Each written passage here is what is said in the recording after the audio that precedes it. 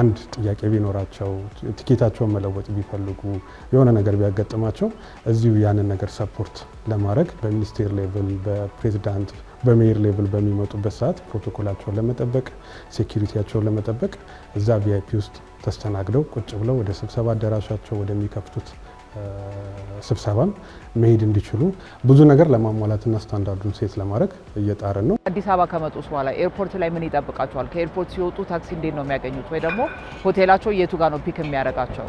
ሆቴላቸው ከገቡ በኋላ ደግሞ ምን ምግብ ሊያገኙ ይችላሉ? ባጃቸውን እንዴት ነው ፒክ የሚያደርጉት? ከነሱ የምንጠብቀውን ጥያቄዎች በልማድም በኤክስፒሪየንስም ስለምናውቀው ቀደም ብለን ደግሞ በኢትዮጵያ በኩል መዘጋጀት ያሉበትን ነገሮች እናደርጋለን ማለት ነው። ስለዚህ አብዛኛው የኛ ስራ 90% ማንም ሰው ከመምጣቱ በፊት መጠናቀቅ ያለበት ነው። ሆቴላችን አገልግሎት የሚሰጠው ኦልሞስት ከ90% በላይ የባህላዊ ምግቦች ነው። ያው ሀገራችንን ለማስተዋወቅ ብዙ አይነት መጠጦች ከመጠጥ አንፃር ጠጅ አለን፣ ጠላ አለን፣ ትራዲሽናል የሆኑ መጠጦች አሉ፣ ትራዲሽናል የሆኑ ምግቦች አሉ። ኦልሞስት ከ36 አይነት ምግብ በላይ ሜኗችን ከምግብ ከባህል ምግብ እና መጠጡ ባሻገር ባህላዊ ሙዚቃዎችም ስላሉ እነሱን እንዲጎበኙ ደግሞ ደጋግሞ እንዲመጡ እያደረግን እየሰራንበት ነው ያለነው።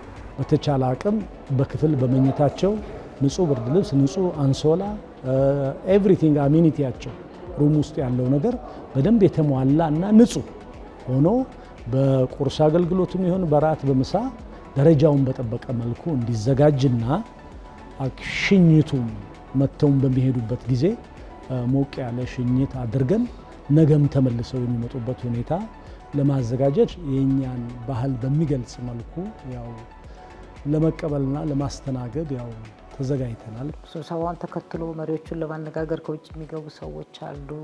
የስራ አማራጭ ለማየት የሚመጡ አሉ። ጋዜጠኞች በብዛት ይገባሉ እና እነዚህ ባገኙት ቦታ በተመቻቸው በመረ